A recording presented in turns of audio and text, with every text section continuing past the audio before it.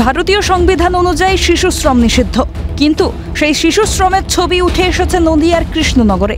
অভিযোগ, শিশুদের দিয়ে শহরের বিভিন্ন দোকানে কাজ করানো হচ্ছে।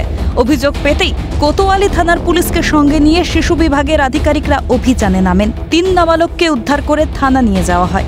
দোকানের মালিকদেরও আটক করা হয়েছে বলে পুলিশ সূত্রে খবর।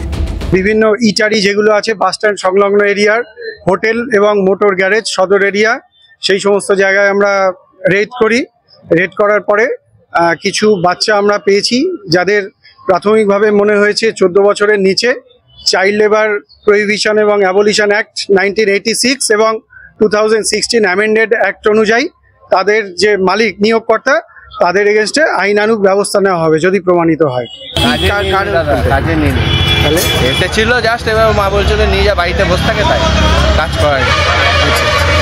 তবে এসছে আজকে। ও ছেলেকে দোকানে নিয়ে এসি, নিয়ে পর এসে ধরে নিয়ে চলে গেছে। তো আমার ছেলে কোনো কিছু কাজ করে না, এমনি বসেছিল, নিয়ে চলে গেছে।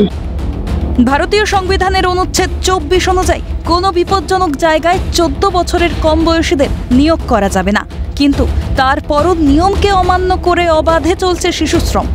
যে বয়সে স্কুলে যাওয়ার কথা সেই বয়সে কাজে নিযুক্ত করা হচ্ছে, তার ছবি জ্বলজ্বল করছে কৃষ্ণনগরে। নদিয়া থেকে তন্ময় ভট্টাচার্যের রিপোর্ট, ক্যালকাটা নিউজ।